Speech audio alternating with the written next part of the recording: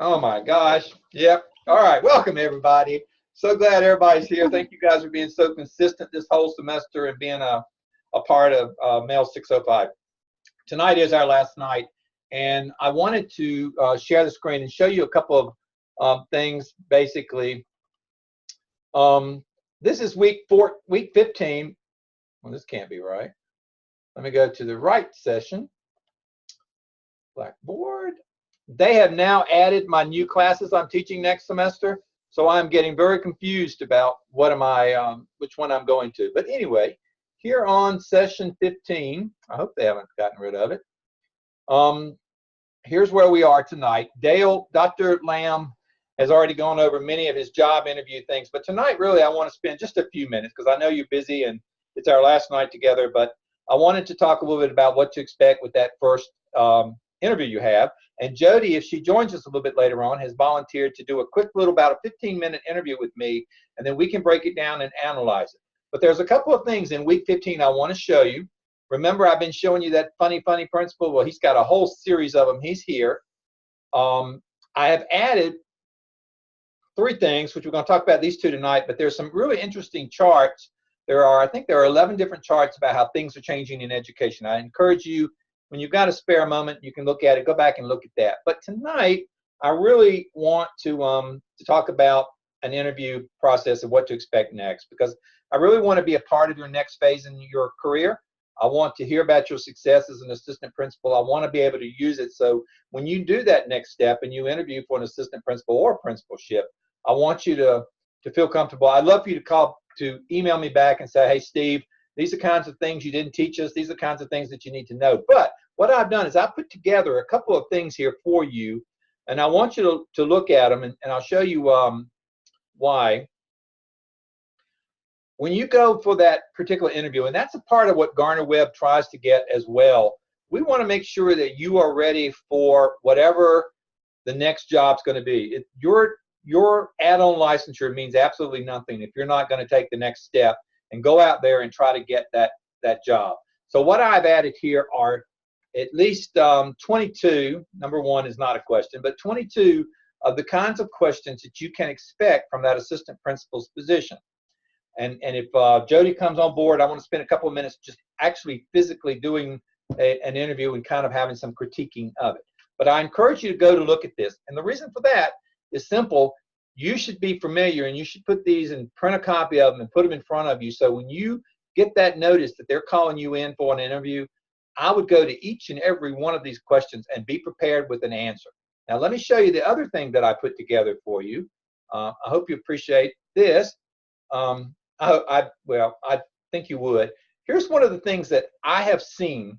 I've only seen it once, and that was with a person who was interviewing for a principalship with me 2 years ago, and he came up with, at the end, because he looked at something, and at the end, he was showing me, he put his paper away, and I said, do you mind just showing me what you have done?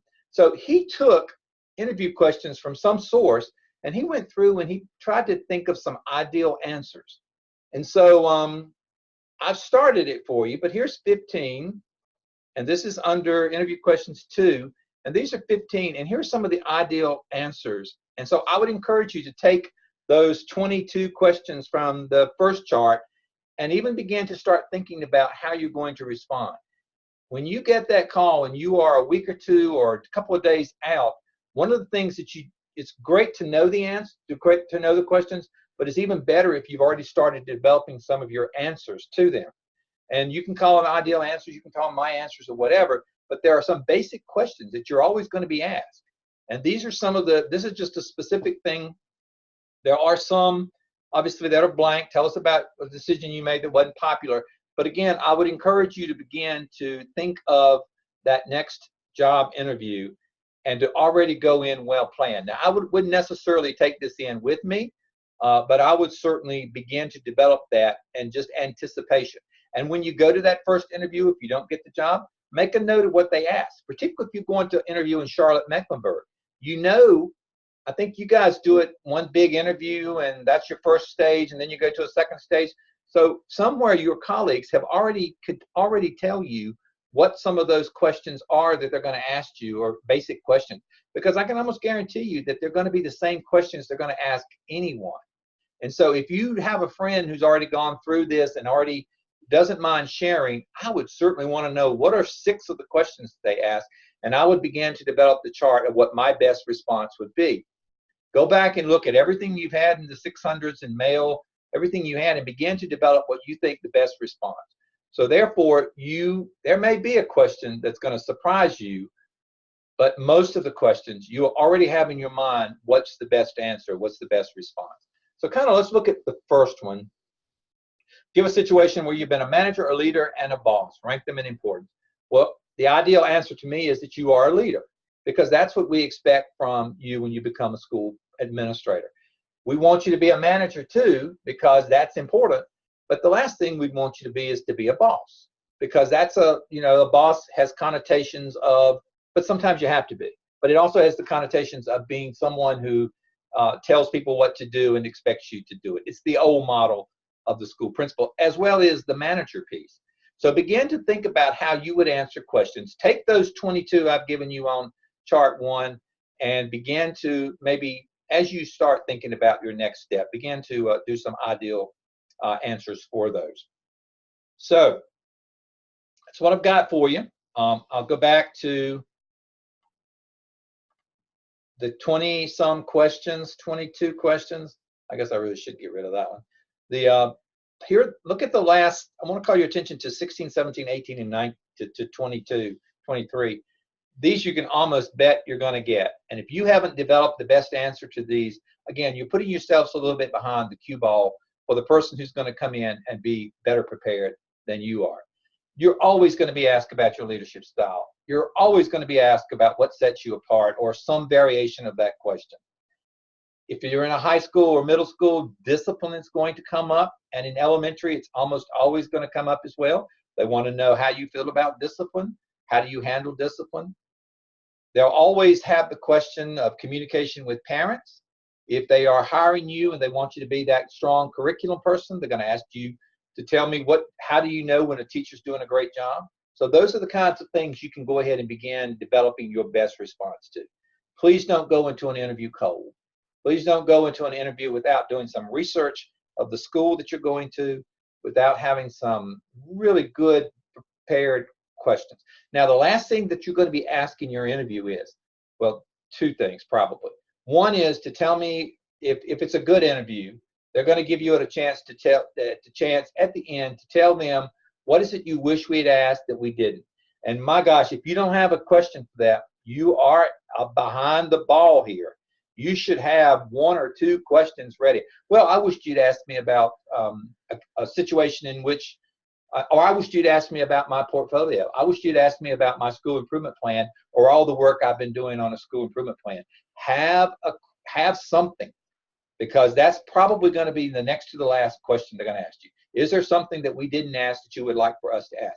And if that's not the best time for you to brag, that's the time you bring out that portfolio, or bring out some of the things you've been doing for Gardner Webb and say, well, I have a folder. But don't do it during the interview. Save it for the end if they ask for it, but make sure they know you have it. Because the last thing you want is for your folder to be making it around, and there's an interview team of 5 people, and 2 of them aren't paying attention to you. You want their undivided attention, and be willing to leave it with them. So don't make it your only copy. That's an important skill, because they're going to, after they dismiss you from the room, we're going to sit around and we're going to talk about you for about 15 to 20 minutes. And when we get to the end of the day, we talked about 6 or 7 people, we're going to really, really benefit by having your folder in front of us.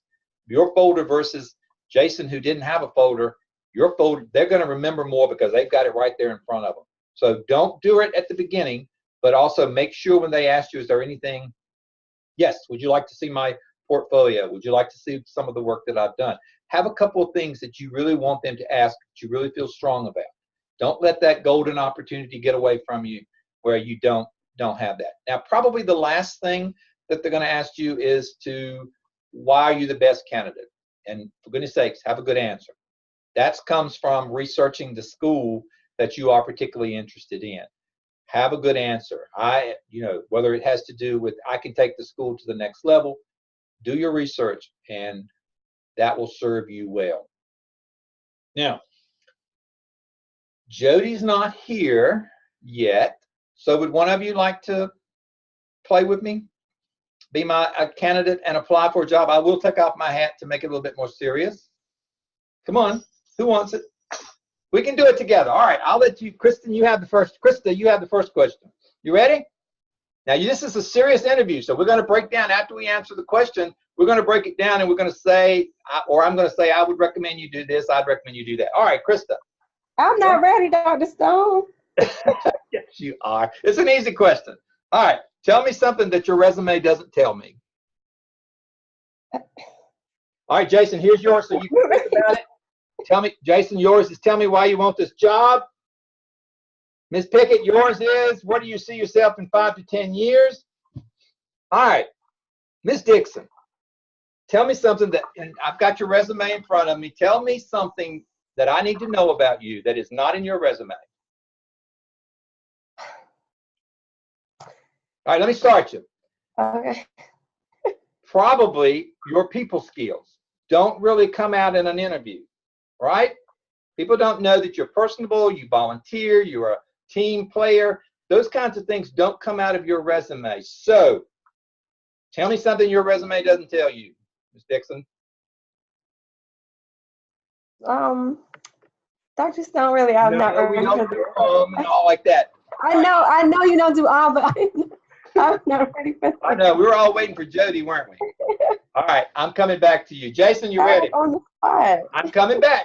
Jason, are you ready? Tell me, why do you want this job? Well, I've been teaching for 23 years, and I think I've gained a lot of experience in that. I've been teaching in Africa, in Germany, and in the United States. And I've trained for the leadership program with Gardner-Webb, which I think is an excellent university. And so I think I'm ready to put all my leadership skills and training into practice to benefit the school. All right. Just an aside, Jason, if you look up and you're in the principal's office or some office and you see that he graduated from Gardner-Webb, big point there. Make sure you compliment wherever he went to school. That's always a goodie because that kind of builds that personal relationship. All right, so let's break down. Why do you want this job? What you told me, Jason, was why you were qualified for the job. You didn't tell me why you want it. So I'm going to come back to you for wanting the job, okay? All right, Miss Pickett. Are you ready? Where do you see yourself in the next 5 years? Yes. Come on back. We want to see you. Okay, well, I guess in a sense that's like I'm sorry. I guess in a sense that's like a trick question to me. But yes. Yeah, but I think I would answer in 5 years. I would see myself as someone with deep expertise in the position that I'm working with and have had the opportunity to be a great assistant principal or manager at that point. Or about, I don't know. Okay, so in 5 years, you are still going to be at my school that I'm hiring you for, or are you going to be constantly learning and trying to build your skill base and trying to use that principal as a model so you can learn from him, that you've heard some great things about him? You're trying to build your skills, so you hope at some point you'll be able to go to your own school and use some of the things that you learned from him or her. Okay. Right. Now, are you going to say, well, I want to be out of here, I want to be at my next school? No, I wouldn't say that. No, because remember, they're hiring you now. Most principals are realistic, or superintendents are realistic enough to know that you guys are going to be super motivated, and in 5 years, really, you should not be sitting where you are hired to sit in your first job. So we all know that, but we don't want to hear that this is a stepping stone and that you're going to be going over, that your real passion is this other school across town, or your real passion is to teach in North Carolina, or to be an administrator in North Carolina. My real passion is to give 110% to this job. And in 5 years, if I'm ready, and if you think I'm ready, I would like to consider another way in which I can serve this district. All right. Ms. Dixon, can you tell me anything that your resume does not tell me? Well, I'm going to talk about people skills, like you said. I am okay. My resume doesn't tell you that I am a great listener and a great motivator. Um, when I was a teacher, or as a teacher now, as a teacher leader. Oh, this is so hard, Dr. Stone. I'm sorry. I'm just on the spot. You've got a great going as a teacher leader. That's Okay. a phenomenal piece there. Elaborate. All right, as a teacher leader, my team would be able to come to me for resources.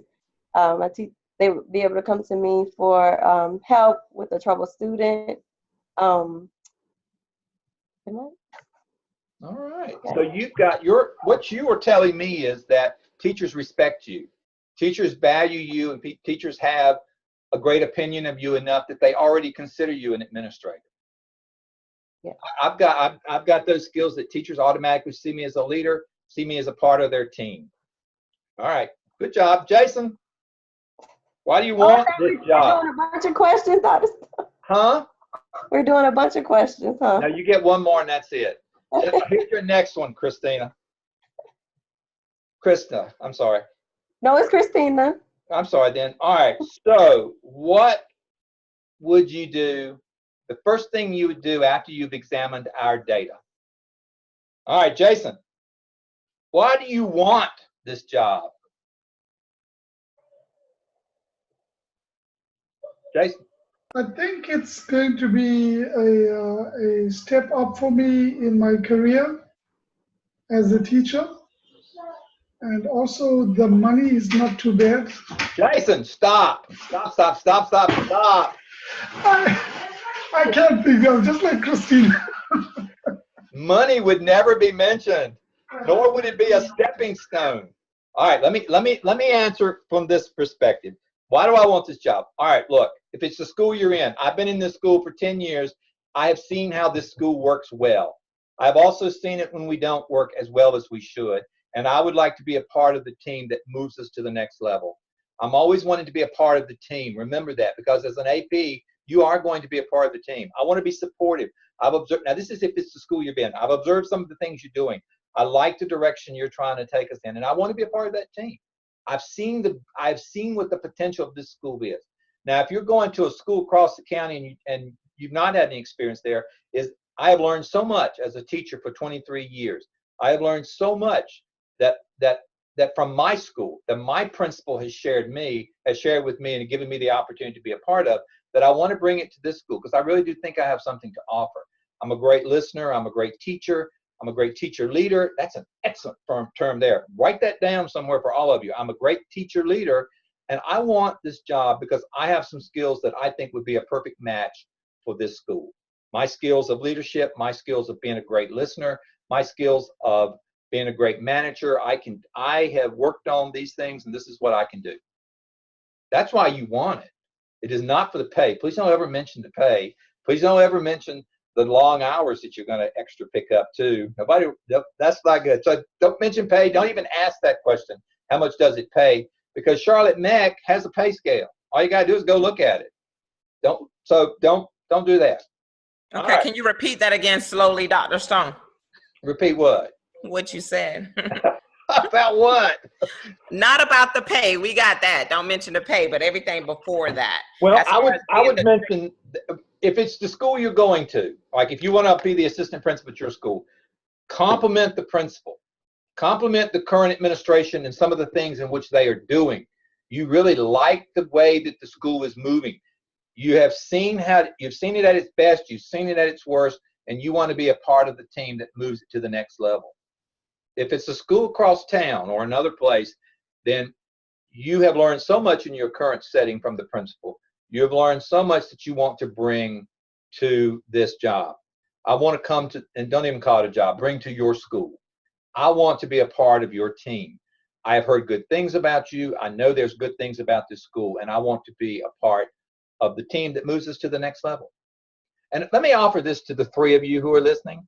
When you get ready to interview for that first job, seriously, if they haven't fired me at Gardner-Webb, give me an email, shoot me an email or something, and ask if you have any questions for me. I mean, just because we're done with the class tonight, I hope you'll keep my email and phone number, and I can be a reference to you if you ever need me. I've done hundreds of interviews. I have seen people come in and bomb them. And I will tell you, honestly and truly, some of the smartest people I've ever known, horrible interviews, but they got their message across.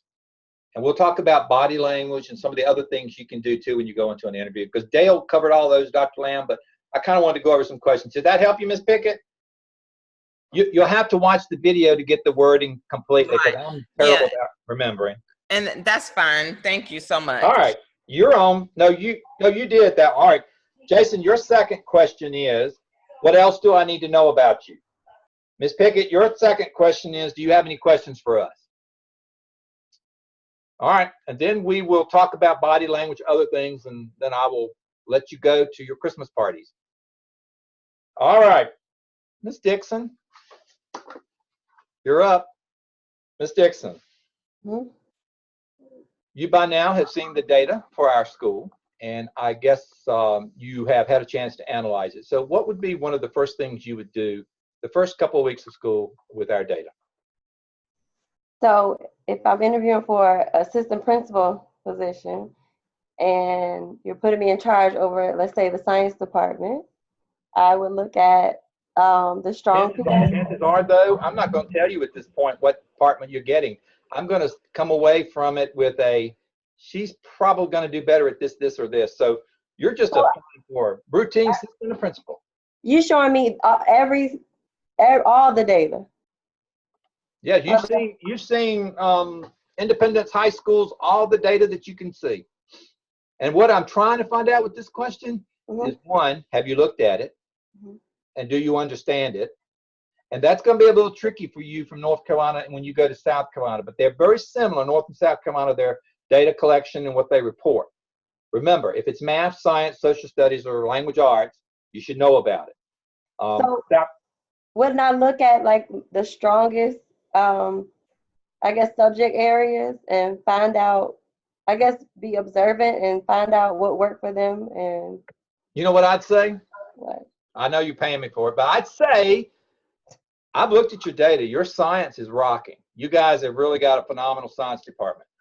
I've also looked at your language arts.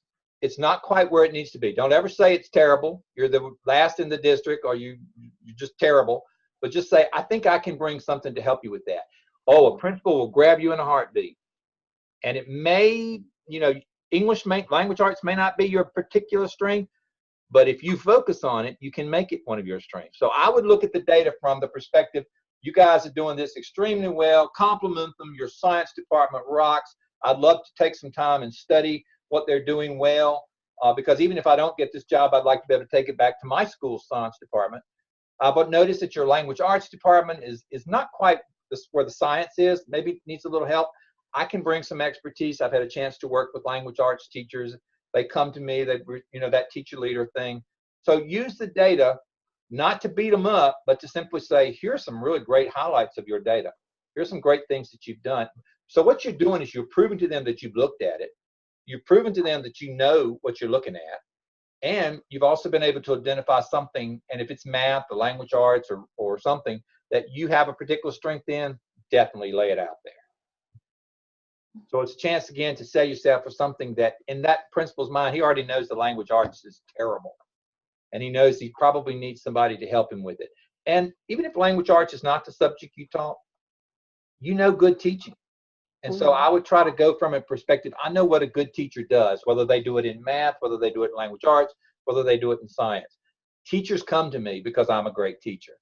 I know how to teach to the standard course of study.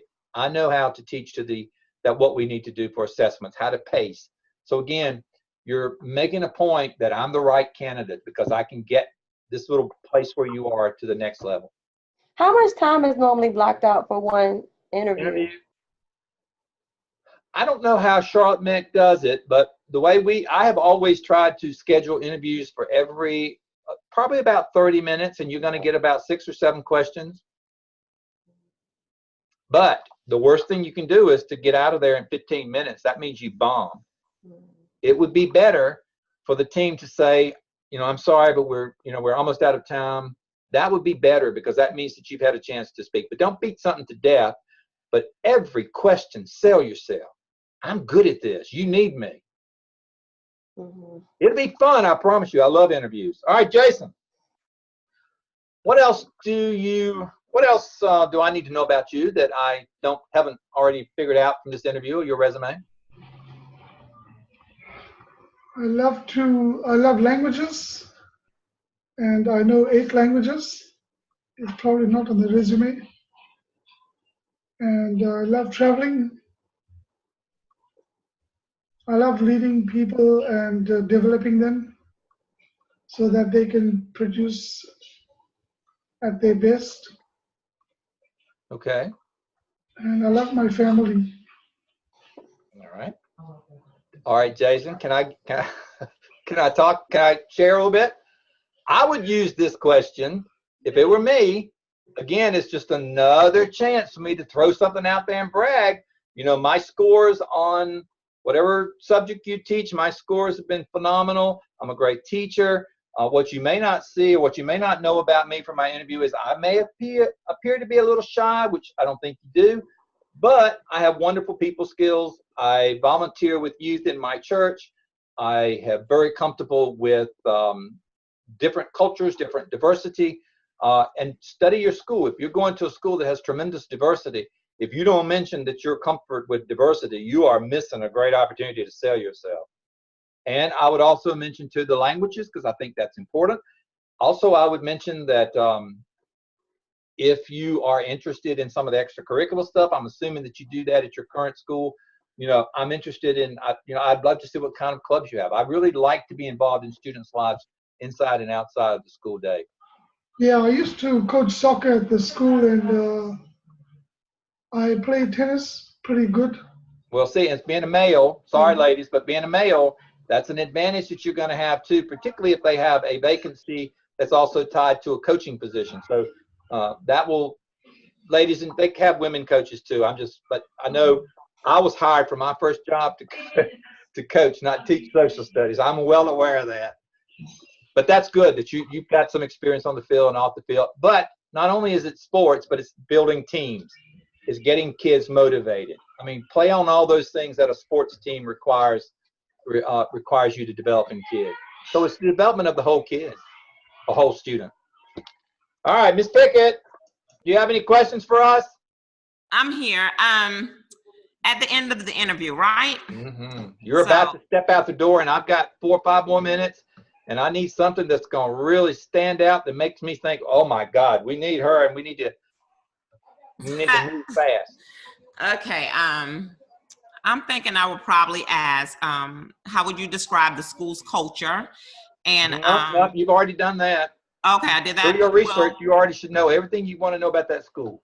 Okay. Well, I would would probably be a little different, but if you look at the teacher working conditions or something similar that you have in South Carolina, you kind of already have a feel. And remember, use this question to highlight something that you are phenomenal at. Okay. So, what questions do you have for us? Okay, I'm thinking now about what you said. Use it. I mean. Okay. So I will probably say something like, I'm a hard worker and I persevere. How would you communicate with me that I am or am not meeting your expectations? Oh, that's an interesting question. That's because you started off with here's some good things you need to know about me. I like that question. I'm not sure the last part would fit. I like the way you've gotten the first part in there. This is who I am. And do you, I've never heard that one. And I thought I'd heard most. I never heard that one. That was actually would make me stop and think, which is good. Okay. Anybody else have a question you want to finish the interview with? Besides, how much does it pay and when do I start? I would say, if it were me, and I was going to ask a question, and I'm trying again to accent, do you see a place where I can bring my unique talents and the strengths that I have in your particular building? Put them on the spot. Okay. Because what's he going to say? Yes or no? If he says no, then, you know, it's not a good interview. But if they say yes, then that means you've got a really good foot in the door. That means you've made a good impression with the interview. All right, let me take the last couple of minutes, and I know we're running over time, but the last couple of minutes to talk about the interview itself. Always, unlike me, Jason, go with the tie, go with the jacket. You are professional. Ladies, dress to impress. That's an important part of that interview process. First impression. If you are going in, chances are there's going to be a team and they're going to have a rotation. They're going to ask you, one's going to ask you one question, then they're going to go to the next, then they're going to go around the table. So you're going to find yourself having to change positions occasionally. You never lose eye contact with the person speaking to you. Unlike me, you sit up in your chair, your hands are in your lap. If you like, you can take a notepad, but before you start the interview, ask, may I jot down things, or may I take notes? That's a courtesy. When you go into the room, shake everybody's hand. Do not sit until all the women have been seated, if there are women or anyone has been seated. It is your responsibility to remain standing until you've been told where to sit. The introductions will come, and you probably, unless they have name tags in front of them, you're not going to remember their names, so don't even attempt it, because if you get it wrong, that doesn't reflect well on you. So they should have templates or tables, little name tag things in there, and try to, if they do have that, call the person by their name. Find out if your principal is a doctor. If he's a doctor or she's a doctor, call him doctor. Find out if the assistant principal or whoever's on the team, if they're introduced as a doctor, never, ever miss an opportunity not to call them doctor. They worked very hard for that degree. They need to be honored. Maintain your eye contact. Sit up straight. Do not use let me think on that, or use those kinds of words that kind of slow down. Remember, this is a polished example. They are seeing you and they're making an impression. And no matter what your resume, they've already made an impression of you from your resume and from your application. Never, ever, ever send in a handwritten application. You guys know that, don't you? And when you do fill out that application online, or you fill it out and you have to send it in and it's typed, make sure one of your colleagues in the English department looks at it for those kinds of things, because that's a killer. And then when you're done, wait till one of them stands, because that signals the end. Usually whoever's in charge of the interview, they'll stand and thank you. You feel they'll should finish with the timeline telling you what to expect next. You follow up, thanking everyone in the room, shaking their hand again. The last thing you need to hear, or the last thing they need to hear from your mouth is, I really would like to work in your school. I am qualified. I can bring a lot of strengths. So the last thing they want to know is that you want the job. Don't say job, but I want to work in your school. I want to be a part of your team. I've got some great strengths I want to bring to the table. I know, I know that I would be a great addition to your staff. Thank them. A day or two later, follow up with a thank you note, not an email. A nice little thank you card, that could be handwritten, is much better than an email, because the principal's going to get 50 emails a day. Yours is just going to be kind of lost, but nobody does thank you cards anymore. So it's just a little personal touch that I always thought was awesome.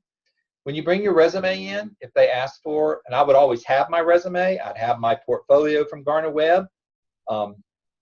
Make sure I wouldn't do a funky color, but if your resume stands out a little bit and is not just white, like every other piece of paper on the principal's desk, that might be good, but don't make it funky purple, funky green. Maybe if it's an off shade of brown or a lighter shade of tan or something. That's easy for the principal later on and for the team later on to pull out that tan one versus the 10 white ones that they have. All right. Any questions for me? No questions for me. I think Jody that was really helpful, Dr. Stone. Thank you. Well, and again, I really do want to offer it to the 3 and to all 14 in the class. If you get to that point, you're a little nervous about the interview, give me a call. We can talk through on the phone or through email. I think it's a great reflection of you, as well as a great reflection of Gardner-Webb when you end up and move forward. And are successful, because I've had a chance to, I think I met, there were 14 in the class. I think I've met 12 of you on Zoom.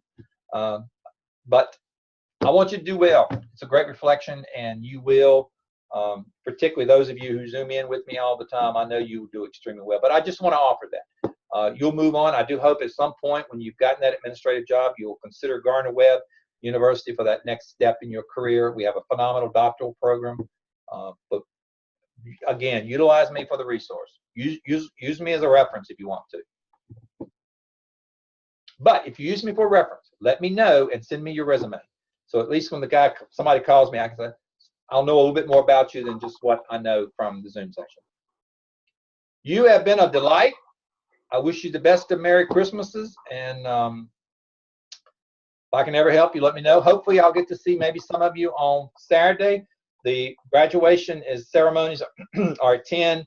They'll probably be over at about 11:45, and from 11:45 until whenever, we'll be at the Tucker Center for a reception. We'd love to have you and meet you in person, and I will not be wearing my hat. I'll have my other stuff, but I have to put back my hat on. I was an elementary, my best job in the world was an elementary principal. All right, anything? Thank you so much, Dr. Stone. You're welcome. Merry Christmas, everybody. Thank you. Merry Christmas. Thank you. And thanks for reminding me to record. Thank you. Merry Christmas, everybody. Thank you. Take Bye, care. guys. Bye.